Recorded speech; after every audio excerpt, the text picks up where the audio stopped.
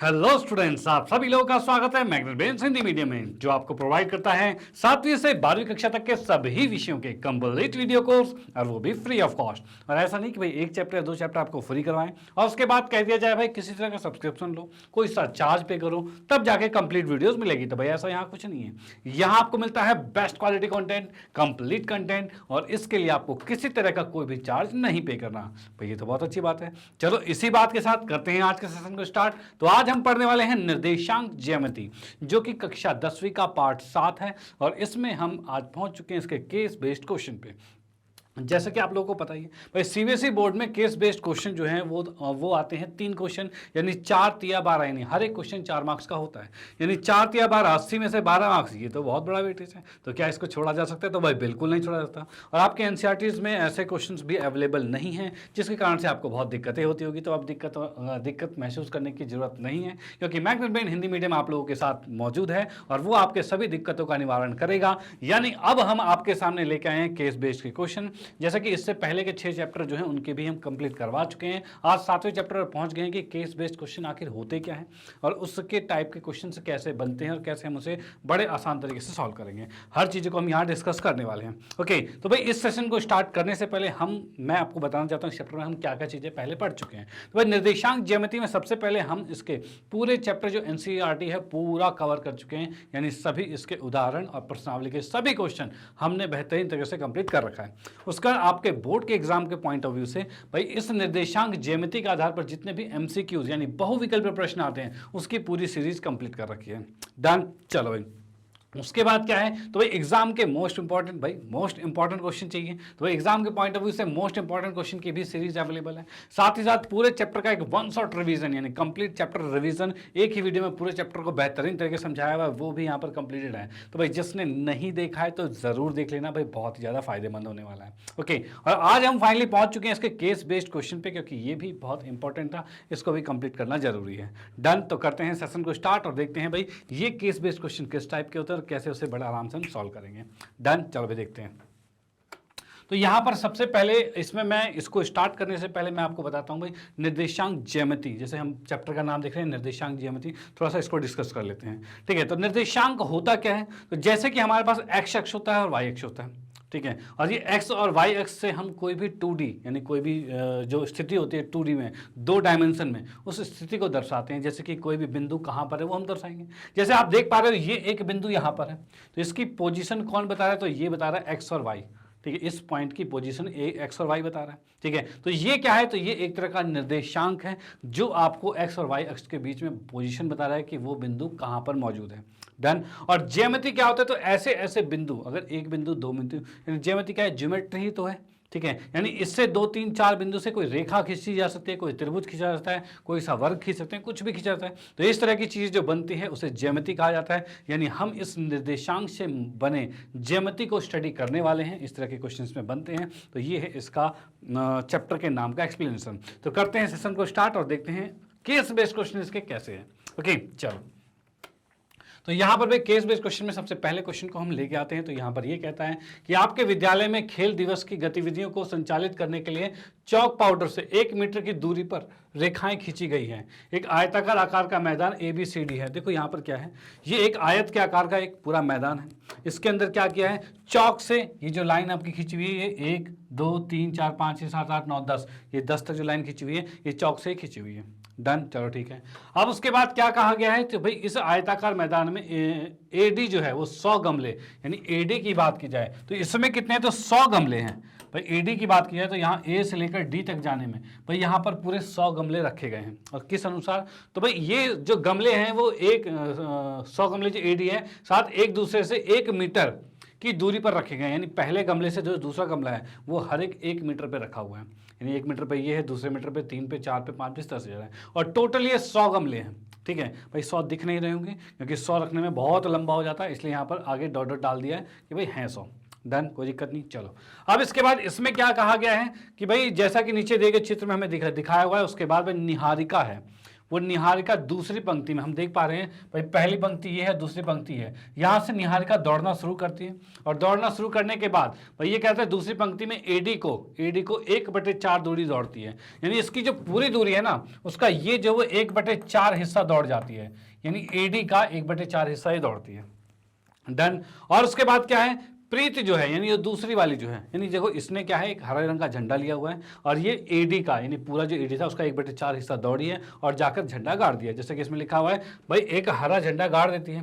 प्रीत क्या है वो 8वीं पंक्ति में दौड़ रही है और वो 1/5 एडी की दूरी पर जाकर और भी एक लाल झंडा गाड़ देती है, यानी ये जो दौड़ रही है वो 1/5 हिस्सा एडी का ये दौड़ रही है। कोई दिक्कत वाली बात नहीं है, चलो भाई ठीक है। अब उसके बाद क्या चीज हो रहा है भाई यहाँ पे, तो भाई ये दौड़ गई दोनों हो गई है। अब इसके आधार पर क्वेश्चन, भाई एक कंडीशन समझ में आ गई। देखो केस बेस्ड में क्या है, आपको एक केस दिया हुआ है, एक कंडीशन आपको सिचुएशन आपको समझा रखा है कि भाई ऐसा है। अब इसी के अनुसार हम क्वेश्चन देखेंगे भाई क्वेश्चन इसके बेस पर कैसे होंगे। अब इसके बेस पर क्वेश्चन की बात करें तो क्वेश्चन में हम यहाँ पर देख रहे हैं हरे झंडे की स्थिति ज्ञात कीजिए। देखो हरे झंडे की हम अगर बात करते हैं तो भाई हरा झंडा कहाँ पर आ रहा है, इसमें हरे झंडे को मैंने देखा तो 1/4 हिस्सा है, ठीक है। और एडी पूरा कितना था, तो पूरा एडी 100 था। भाई पूरा एडी कितना है, तो भाई ये 100 है, भाई एडी 100 है। अगर मैं कहूं 1/4 एडी ये कितना होगा, तो इसके लिए क्या होगा 1/4 गुने में 100 आएगा और इसको मैं काटता हूं तो 25 आएगा, यानी इसमें मैं देख पा रहा हूं 25 है, ठीक है, इसमें देख पा रहा हूं 25। अच्छा एक और चीज क्या करो, इसको मान लो ये भाई आपका y अक्ष है और ये आपका x अक्ष है, तो इसके अनुसार देखो x पर ये 2 पर आ रहा है और ये जो बिंदु आ रहा है ये कितना आ रहा है भाई 1/4 हिस्सा मतलब 25, यानी 25 आ रहे हैं। यानी इसकी जो बिंदु है, ये जो बिंदु है जहां पर ये झंडा गाड़ रही है उसकी पोजिशन क्या है, तो x पर 2 है और y पर कितना है, तो भाई 25 है। भाई ये नीचे से ऊपर 25 गमले तक पहुंच गई और इस साइड 2 है, यानी इसकी पॉइंट आएगा 2 और 5 आएगा, ठीक है। इसकी बात करें तो 1/5 एडी है, तो भाई मैंने लिखा भाई 1/5 एडी और ये आएगा 1/5 गुने में 100 है, इसको मैंने भाग किया तो भाई 20 आएगा, यानी ये 20 आ गया। इसमें देखो इधर से x के अकॉर्डिंग ये 8 पर आ रहा है, भाई यहाँ के बिंदु की बात करूं यहाँ से 8 आ रहा है, ऊपर जा रहा है 20, यानी ये आ गया 8 और 20, ठीक है। तो अब देखिए क्वेश्चन में क्या, देखो ये कौन है, तो ये आपकी है निहारिका और ये है प्रीत है, यही है, ये निहारिका और प्रीत है। अब इसी के अनुसार जब मैं क्वेश्चन पर आता हूं तो यहाँ पर मैंने देखा भाई हरे झंडे की स्थिति यानी निहारिका की स्थिति क्या है, तो भाई हमने यहाँ पर देखा अच्छा 5 नहीं है 25 है, भाई 25 आया था भाई, ये 25 आया था ना, तो 2 और 25 आएगा, ठीक है। अब देखो इसमें निहारिका की पोजीशन 2 और 25 है, तो क्या हमारे पास पॉइंट में 2 और 25 है, तो भाई का ऑप्शन बिल्कुल करेक्ट आता है जो कि 2 और 25 है। अब इसको चेक करते हैं क्या ये सही है, तो हमने चेक किया तो भाई बिल्कुल ठीक है, यानी निहारिका की पोजीशन आ गई है। डन, हम निहारिका के निर्देशांक ज्ञात कर पा रहे हैं क्योंकि इसने वही कहा था। अब उसके बाद नेक्स्ट की बात करते हैं।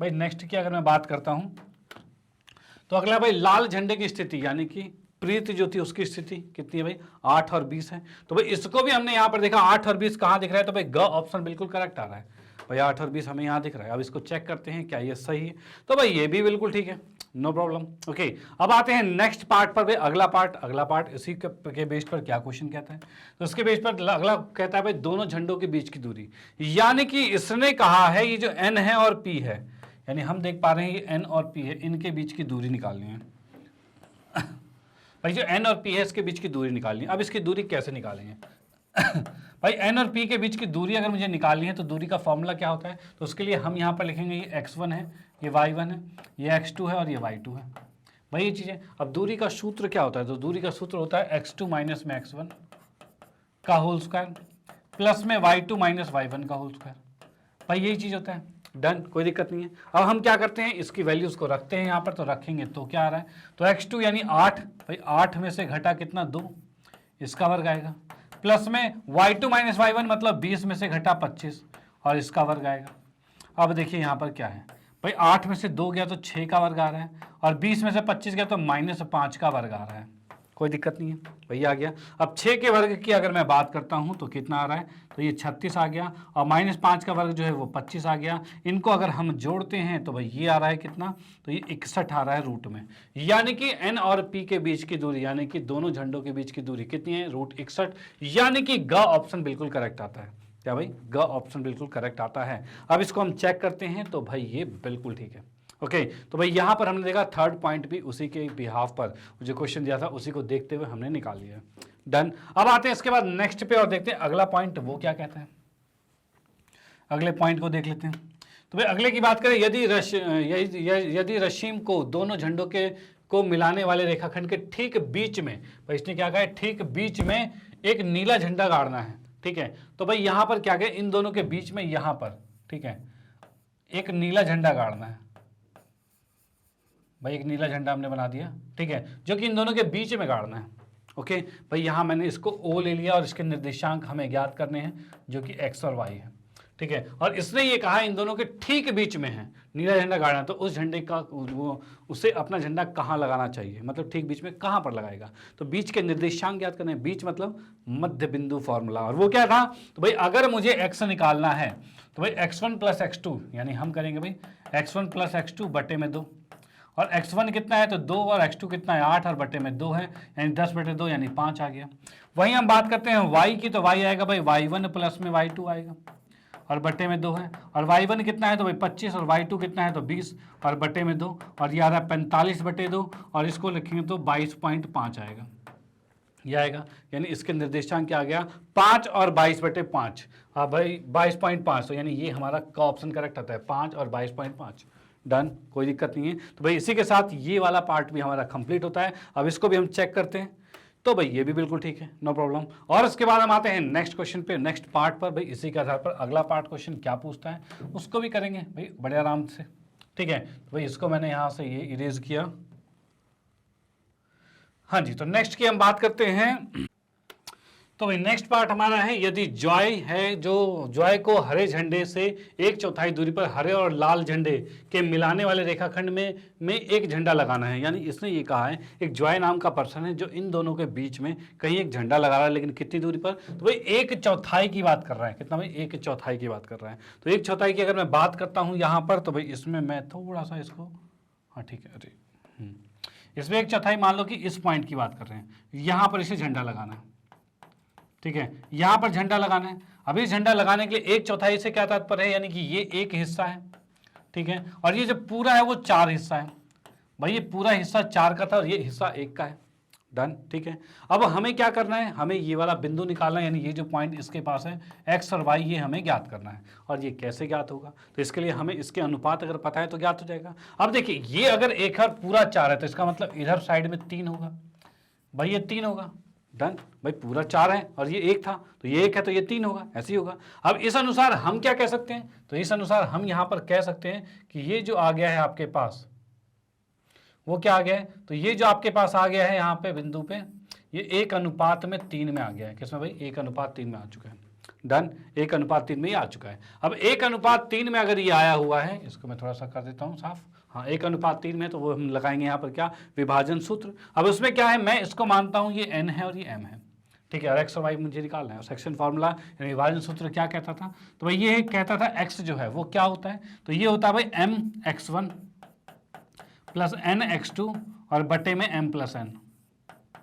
भाई ये चीज होता है, x के लिए कहा गया ये है, यानी कि हम देखेंगे m को गुना करेंगे इससे और n को गुना करेंगे इससे, यानी ये अपने पास वाले से गुना नहीं होता, ये दूर वाले से गुना होता है। ठीक है, ये इधर वाला n जो है वो दूसरे बॉर्डर पर उधर जाएगा और ये बॉर्डर पर इधर आएगा। ठीक है भाई, ये चीज होगा। अब भाई इसको हमें इसी फॉर्मूले में, भाई ऐसे फॉर्मूला जैसे आपने बुक्स में पढ़ा होगा, ये m1 m2 करके भी हो सकता है। ठीक है, लेकिन आपको जस्ट ये समझना है कि भाई इनको बॉर्डर पार कराना है, यानी अगर मुझे x निकालना है तो ये x से गुना होगा और ये वाला x से गुना होगा, और दोनों प्लस होंगे और नीचे m प्लस n तो होना ही है। डन, तो पहले इसको हम सॉल्व कर लेते हैं। इसको सॉल्व करेंगे तो कितना आ रहा है, m हमारे पास 3 है, x1 है 2, और प्लस में n हमारे पास 1 है, और x2 कितना है 8 है, और बटे में आ रहा है कितना, तो m प्लस n मतलब 3 प्लस में 1 आ रहा है। डन, अब इसको अगर मैं जोड़ता हूँ, 3 दूनी 6 और 8 14 होता है, 14 बटे में 4 है, और इसको हमने काटा तो ये 2 कटा और ये 7 आ गया, और 2 को 7 से भाग करेंगे 3.5, यानी x का मान 3.5 आ गया। डन, अब आते हैं y की बारी आती है। y को मैंने लिखा तो भाई क्या आएगा, m और फिर बॉर्डर पार आएगा ये y1 और n y2, भाई इस तरह चलेगा। ठीक है, यानी m y1 और n y2 और बटे में m प्लस में n आएगा। भाई ये चीज आ रहा है। डन, कोई दिक्कत नहीं है। चलो भाई, अब उसके बाद क्या करते हैं, भाई इसको मैं इरेज करता हूँ क्योंकि इसकी अभी जरूरत है नहीं, बस ये चीज आ गया है। तो भाई इसको अगर मैं सॉल्व करता हूँ तो भाई m का मान कितना है, तो m का मान 3 है, और y1 कितना है, तो भाई 25, n है 1, और y2 कितना है, तो भाई 20, और बटे में कितना है, तो m plus n, m plus में n आ रहा है। अब इसमें हम देखेंगे भाई ये है 25 हमारे पास, 25 तिया 75 और 20 से कम 20, 75 और 20 जोड़ेंगे 95, यानी कि ये हमारे पास आ गया 95 और बटे में 4 है। ठीक है, अब इसको अगर मैं भाग करता हूँ तो कितना आएगा, तो भाई इसको मैंने भाग किया तो भाई ये आ रहा है हमारे पास 4 दूनी 8 और एक बचा 4 तिया 12, ठीक है, बचा 3 7 5 आ गया, यानी 23.75 ही आ गया।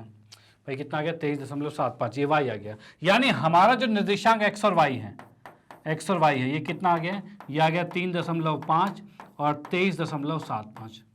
भाई ये चीज़ आ चुका है। डन। क्या ऐसा कहीं ऑप्शन में दिख रहा है, तो भाई हाँ हमें का ऑप्शन ये दिख रहा है, भाई का ऑप्शन यहाँ पर ये दिख रहा है। अब इसको चेक करते हैं क्या ये सही है, तो भाई बिल्कुल ठीक रहेगा, कोई प्रॉब्लम नहीं। डन। ठीक है, अब आते हैं नेक्स्ट पे और देखते हैं भाई अगला क्वेश्चन, क्योंकि यहाँ पर भाई पहले क्वेश्चन के 5 पार्ट थे वो कंप्लीट हो चुके हैं और ये जो क्वेश्चंस आपके आते हैं वो 4 मार्क्स के आते हैं और इन 5 अगर आपको दिए हुए हैं तो 5 में से कोई 4 आपको करने थे, बट हमने आपको पूरे बता दिए क्योंकि भाई कोई दिक्कत ना महसूस हो आपको। ओके, अब आते हैं नेक्स्ट पे और देखते हैं अगले पार्ट को, भाई वो क्वेश्चन क्या कहता है। तो भाई अगला क्वेश्चन जो है प्रश्न नंबर 2 और ये कहता है कृष्णा नगर में 10वीं कक्षा के छात्रों के स्कूल को उनकी बागवानी गतिविधि के लिए एक आयताकार भूखंड आवंटित किया गया है। भाई एक आयताकार भूखंड उसे उन्हें दिया गया है। ठीक है भाई, चलो अच्छी बात है। भाई गुलमोहर के पौधे एक दूसरे से 1 मीटर की दूरी पर बाउंड्री पर लगाए जाते हैं, यानी ये जो पौधे लगा रखे हैं ना वो सारे 1-1 मीटर की दूरी पर है और सारे गुलमोहर के पौधे लगा रखे हैं। डन, कोई दिक्कत नहीं। चलो भाई, अब इसने ये कहा है प्लॉट में त्रिकोणीय घास का लॉन है, जैसा कि चित्र में दिखाया गया। चित्र में जैसा आप देख पा रहे हो ऐसा त्रिकोण मतलब त्रिभुज के आकार का क्या है, एक लॉन आपको दिया हुआ है। डन, चलो ठीक है। अब इसमें ये कहा गया छात्रों को भूखंड के शेष क्षेत्र में फूलों के पौधों के बीज बोने हैं, यानी कि भाई इसमें ये तो लॉन हो गया और बाकी जो बचा, ठीक है, इसमें क्या करने हैं, तो फूलों के पौधों के बीज बोने हैं वहां पे। डन, यानी बाकी जो क्षेत्रफल ये है सब में क्या है, फूलों के पौधों के बीज बो देने हैं। ठीक है, तो चलो भाई बो देंगे, कोई बात नहीं, इतनी बुआई तो कर ही देंगे। ठीक है, अब इसके आधार पर क्वेश्चन क्या क्या है तो भाई वो देखते हैं। तो क्वेश्चन की हम बात करते हैं यहाँ पर। तो भाई क्वेश्चन की हम यहाँ बात करते हैं तो इसमें लिखा है एक को मूल बिंदु के रूप में लेते हुए, भाई ए को मूल बिंदु यानी इसको लिया है मूल बिंदु, यानी ये आ गया 0 0। ठीक है, और इसी के अनुसार ये आपका वाई अक्ष हो गया, सॉरी एक्स अक्ष हो गया, और इधर की बात की जाए तो ये वाई अक्ष हो गया। ठीक है, ये आपका हो गया निर्देशांक, इसी के अनुसार आएगा। Done, no problem. चलो भाई, अब इसके बाद क्या कहा जाता है, तो ए को मूल बिंदु के रूप में लेते हुए पी के निर्देशांक ज्ञात कीजिए, यानी कि ये पी कितना होगा। भाई यहाँ पर मैं देख पा रहा हूँ कि ये पी कितना होगा, तो भाई इसको जब हम यहाँ पर देखते हैं तो यहाँ से हम देख पा रहे हैं भाई पी के लिए क्या है, तो पी को भाई नीचे लेके आऊँ तो यहाँ आ रहा है और इधर लेके आऊँ तो यहाँ आ रहा है। ठीक है भाई, इतना आ रहा है। ओके, अब इधर की बात करें तो ये x जो है वो 4 है, तो x की जगह 4 लिखा। y काउंट करेंगे तो भाई 1 1 2 3 4 5 6, भाई 6, y 6 और x 4 है, भाई ये चीज आएगा y 6 और x 4, इतना आ गया। तो 4 6 हमने उसको लिख दिया। अब इसमें देखते हैं भाई 4 6 कहाँ हमें दिख रहा है, तो भाई ये का ऑप्शन हमें दिख रहा है, 4 और 6 दिख रहा है। क्या भाई का ऑप्शन 4 और 6 दिख रहा है, इसको चेक करते हैं क्या ये सही है, तो भाई बिल्कुल ठीक है, नो प्रॉब्लम। तो इस तरह से आप इसके निर्देशांक ज्ञात कर सकते हो कहाँ पर है। अब आते हैं नेक्स्ट पे कि अगला क्या कहता है क्वेश्चन। तो भाई नेक्स्ट क्वेश्चन हमारे पास जो दे रखा है, यदि सी मूल बिंदु हो तो, मतलब मूल बिंदु क्या है, सी है, तो भाई आर के निर्देशांक क्या होंगे। भाई सी अगर मूल बिंदु है तो आर के निर्देशांक क्या होंगे, तो भाई यहाँ पर इसके अकॉर्डिंग क्या कह रहा है, सी को मूल बिंदु बनाया गया, मतलब ये सी मूल बिंदु आ जाएगा।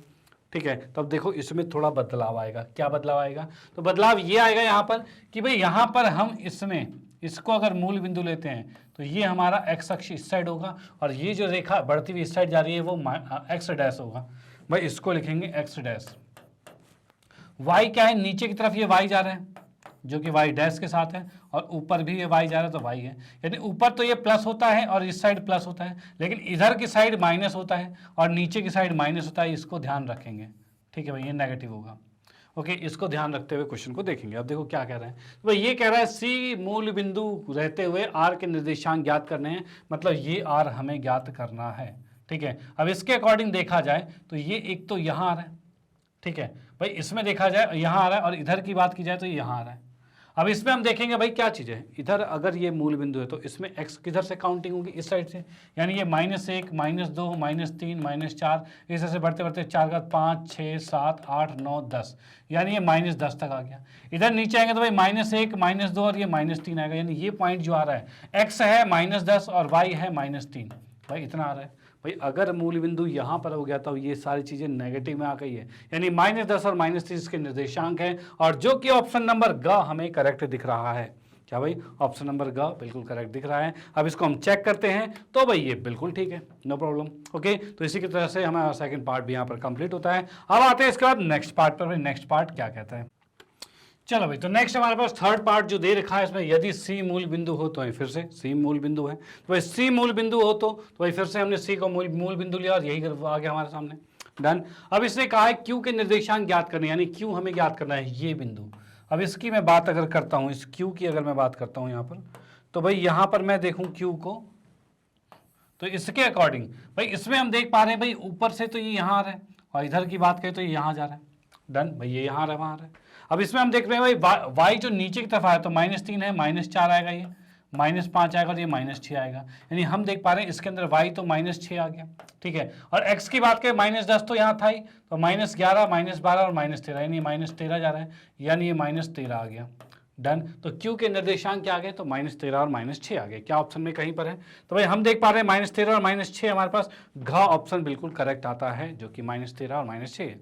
डन। इसको चेक करते हैं तो भाई बिल्कुल ठीक है, नो प्रॉब्लम। ओके, तो ये भी हमारा क्वेश्चन यहाँ पर समाप्त होता है। अब इसके बाद हम आते हैं नेक्स्ट पे और देखते हुए अगला पार्ट क्या कहता है। ठीक है, तो अगले पार्ट की अगर मैं बात करता हूँ यहाँ पर, तो क्या है, तो अगला पार्ट है त्रिभुज के क्षेत्रफल का गणना कीजिए यदि ए मूल बिंदु है, यानी ए अगर मूल बिंदु है तो त्रिभुज के क्षेत्रफल की गणना करनी है। ठीक है, अच्छा इसमें देखो क्या क्या चीज़ है यहाँ पर मैं बताऊँ। ए अगर मूल बिंदु ये है तो इस अनुसार अगर मैं इस पॉइंट को निकालूं तो देखो x ये कहाँ पर आ रहा है, इसमें आ रहा है ऐसे, यानी x 3 है और y 2 है, यानी x 3 है और y 2 है, ये हो जाएगा। इधर की p की बात करें तो ये कितना है, तो भाई x कितना है, तो 4 है, और y कितना है, तो भाई 1 2 3 4 5 6, भाई 6 आ गया।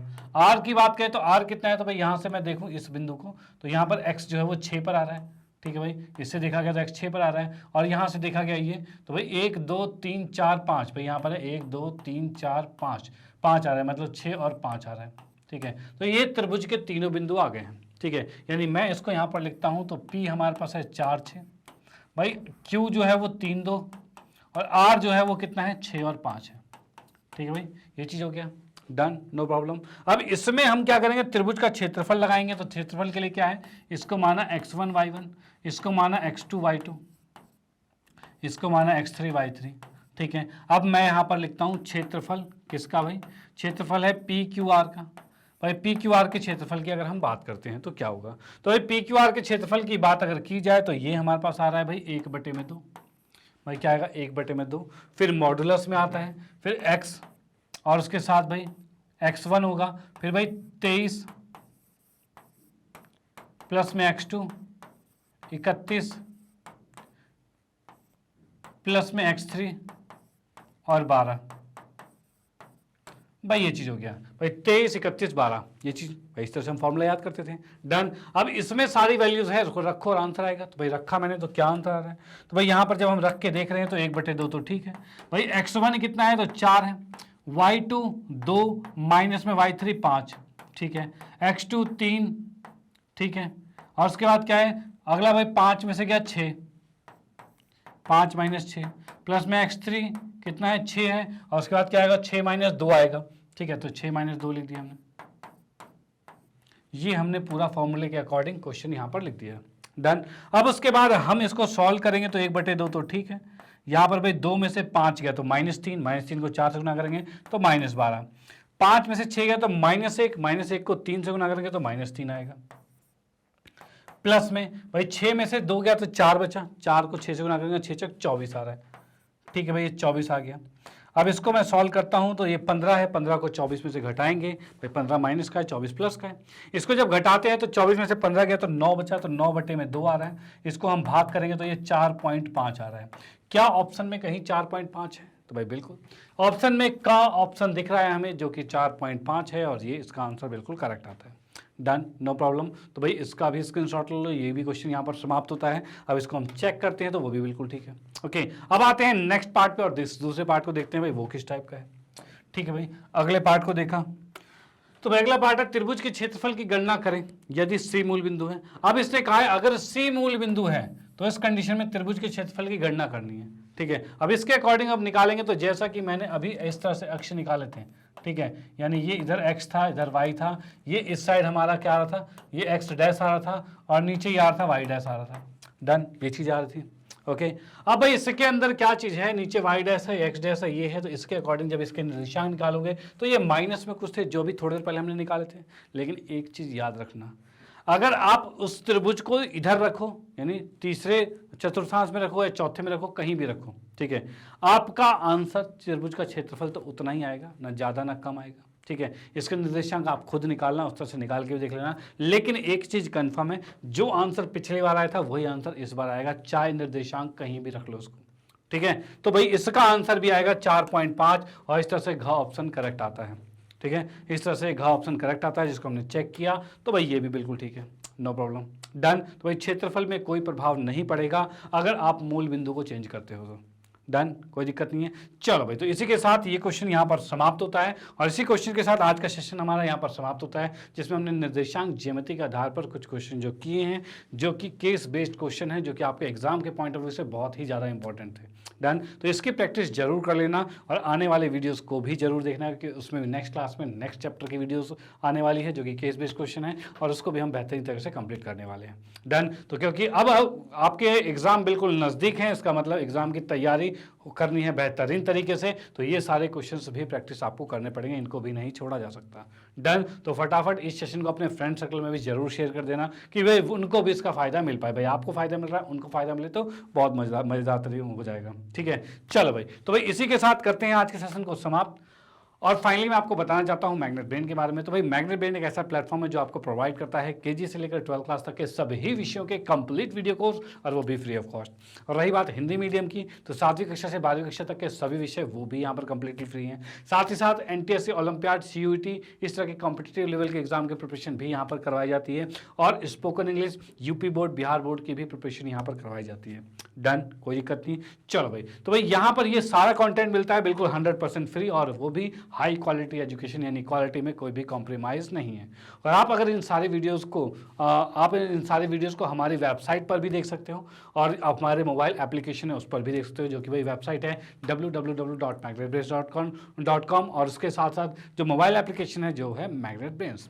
डन, इस वेबसाइट पर या ऐप पर अगर आप आते हो तो यहाँ पर आपको पूरा कोर्स बिल्कुल अरेंज और सिस्टमेटिक तरीके से मिलता है, यानी कि आपको कोई भी वीडियो ढूंढने की जरूरत नहीं है, हर चीज़ बिल्कुल अरेंज मिलेगी। आपको जस्ट इतना करना है, जैसे आप 10वीं कक्षा हिंदी मीडियम में है तो आप हिंदी मीडियम सेलेक्ट कीजिए, अपनी कक्षा समझ सेलेक्ट कीजिए, और उसके बाद फिर अपने विषय को, जैसे गणित पढ़ना है तो गणित पर क्लिक कीजिए, उसके बाद सभी चैप्टर्स बिल्कुल लाइन वाइज आ जाएंगे। अब उनमें से किसी भी चैप्टर को आपको पढ़ना है, उस चैप्टर पर क्लिक कीजिए, उसके सारे फॉर्मेट आपको वहाँ अवेलेबल मिलेंगे, यानी कोई दिक्कत महसूस नहीं होने वाली है। डन, तो इसको भी जरूर फॉलो करना। और उसके बाद अगर आप चाहते हो कुछ एक्स्ट्रा मटेरियल्स के लिए, तो उसके लिए आप इस वीडियो के डिस्क्रिप्शन बॉक्स में एक लिंक है, उस पर क्लिक कीजिए, और क्लिक करते के साथ वहाँ पर एक फॉर्म ओपन हो जाएगा, उस फॉर्म को आप फिलअप कीजिएगा, और फॉर्म फिलअप करने के बाद मैग्नेट ब्रेन की टीम आपसे कॉन्टैक्ट में आएगी और आपको बुक प्रोवाइड कराने में हेल्प करेगी। डन, और आप जैसे हमारे साथ यूट्यूब पर जुड़े हो, उसी तरह से आप हमारे साथ social channel Facebook, Instagram, Twitter, Telegram पर भी जुड़ सकते हो। यहाँ पर बहुत सी इंपॉर्टेंट चीज़ें, यानी कि आपके नॉलेज बेस पे बहुत सी इंपॉर्टेंट चीज़ें वहाँ पर अवेलेबल रहती हैं, तो इसका भी आपको फायदा मिलता रहेगा। और भाई फाइनली, अगर वीडियो आपको अच्छी लगती है तो इसे लाइक कीजिए, न्यू है तो सब्सक्राइब कीजिए, और शेयर तो आप करते रहिए। Okay, bye, thank you.